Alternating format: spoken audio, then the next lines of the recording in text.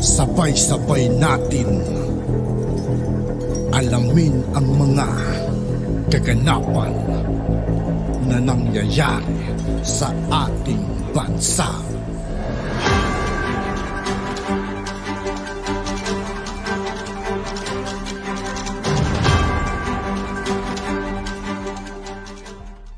Yo, what's up mga kaibigan? This is I2K po again.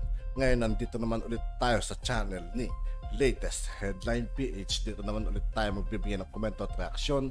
Pero bago ang lahat ng yan mga kaibigan, sa lahat ng hindi pa nakasubscribe kay Latest Headline PH, mag-subscribe na po tayo at huwag nyo rin pong kalimutan mag-subscribe dito sa aking channel.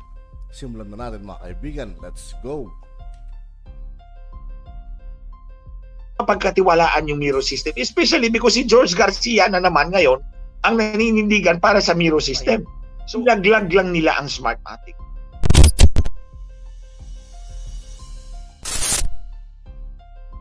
Mainit na balita.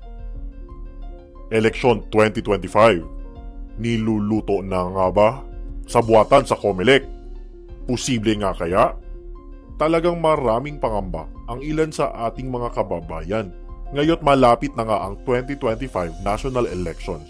Isa na nga sa pinakapopular ay ang usaping dayaan na posible di umanong mangyari. Lalo na talagang talamak ito na nagaganap sa bansa sa tuwing eleksyon.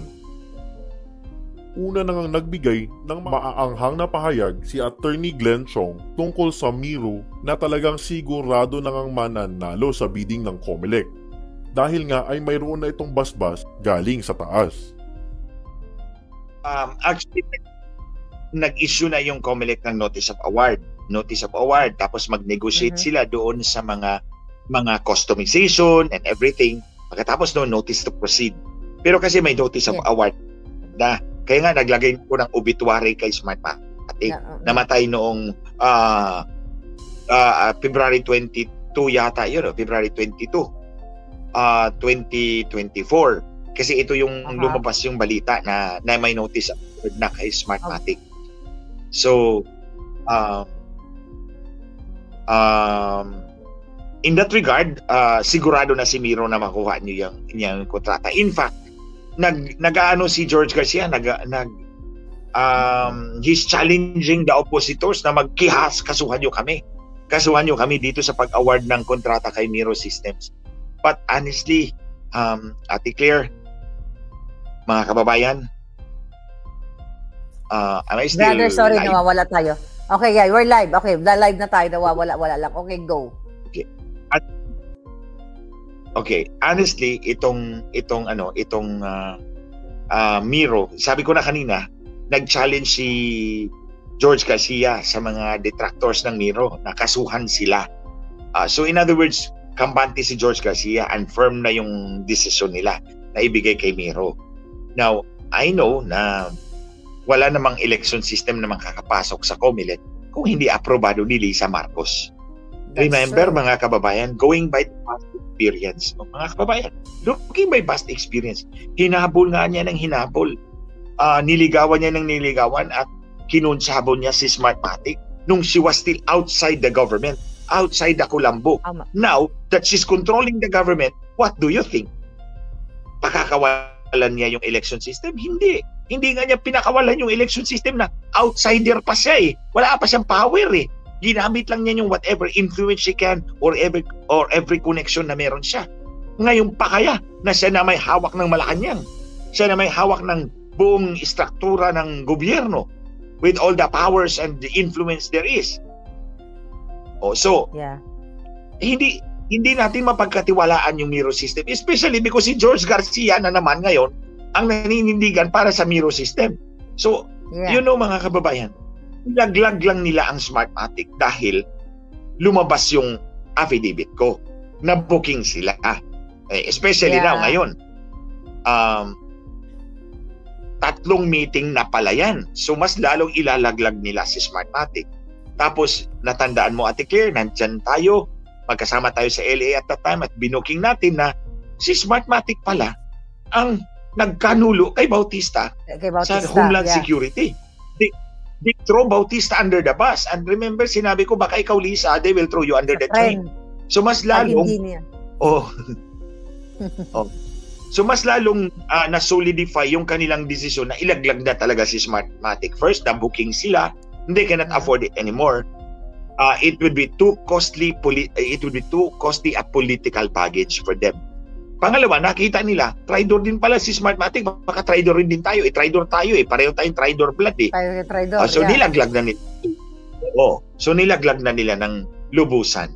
So, ito ngayon, kung merong bagong election system, I can say that with 100% accuracy na hindi natin mapagkakatiwalaan yan. Kasi hindi naman ilalagay yan dyan kung hindi sa bas-bas ni Lisa Marcos. Yeah. Grabe. So, anyway, Attorney Glenn. Ngayon nga ay umuugong na naman ang mga usaping magkakaroon daw ng panibagong dayaan, lalo pat bago na naman ang magiging service provider ng COMELEC na ayon pa kay Senator Amy Marcos ay talagang katakataka sa pagkakapanalo nito sa bilyones na kontrata para sa 2025 national elections bilang isang lone bidder. Kahit na marami namang alternatibo, dagdag pa ang history ng nasabing kumpanya na di umano'y marami ng pagpalya sa mga makina nito sa mga eleksyong naganap sa ibang mga bansa. On the Miru systems, therefore, it was reported that aside from Miru, there were 3 other companies participating in the market survey. Did these other companies buy bid documents? Ano nangyari? Kasi nag-showcase po tayo dyan sa Philippine Plaza Sofitel. Ang dami-daming exhibitors. Tuwan-tuwa tayo because we appear to have so many alternatives. In the end, we had failure of bidding and a single bidder surfaced. Ba't nagkaganon? Yes, Madam Chair, Your Honor. During the first round of bidding, which happened sometime December of 2023, 3 po ang bumili ng bid documents natin. And unfortunately, doon sa 3 yon, isa lang po yung nag-submit ng bid doc sa commission. Yun po yung Miru system. But which after po na ma-determine yung mga sa requirements ng technical as well and the documents, it would appear at that time na disqualified po. Declared ineligible yung Miru during the first. Ang dalawa po ang defects ng kanilang submission. Number 1, yung isang dokumento po hindi po siya translated into English. Second po, yung liability, especially po ng joint venture, hindi po nakalagay na jointly and severally. Jointly lang po ang nakalagay. Very important po, under the Procurement Act, dapat po jointly and severally. So, dineclare pong ineligible ang Miru. And so, pumunta po kami itong nakaraang January 2024 sa second round of bidding. Sa second round po, Madam Chair, 6 naman po ang bumili ng bid documents. Ang bid document po namin ay 75,000 pesos ang isa.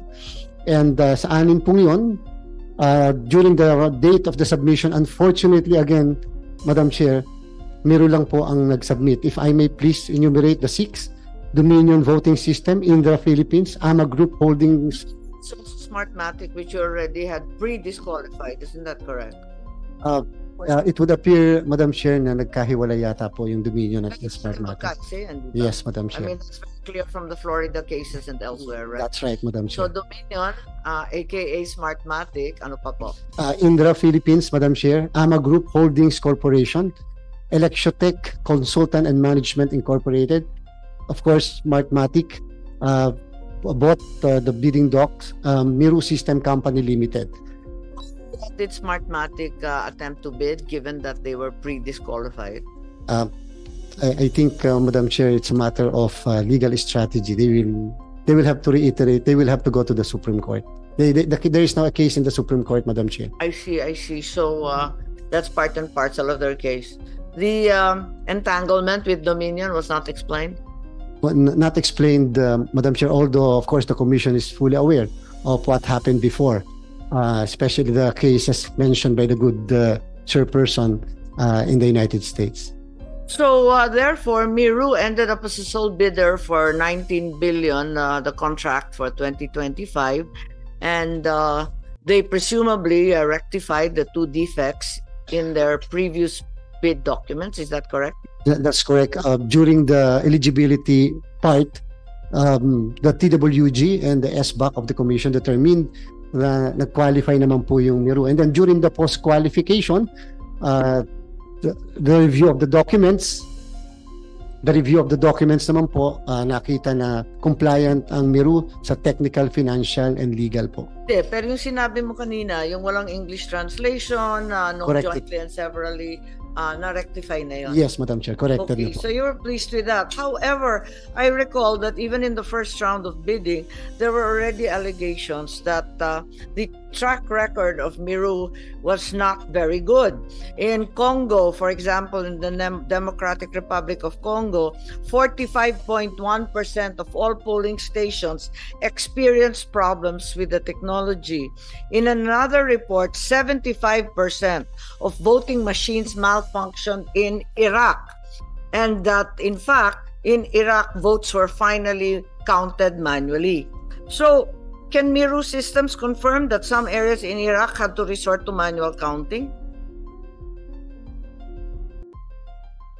Hindi natin At yun nga po mga kaibigan, dito po nagtatapos ang ating reaction video. Muli ako po si I2K ng Sundalo ng Tunggalo. Maraming salamat sa patuloy na pagsuporta. Yeah, peace out.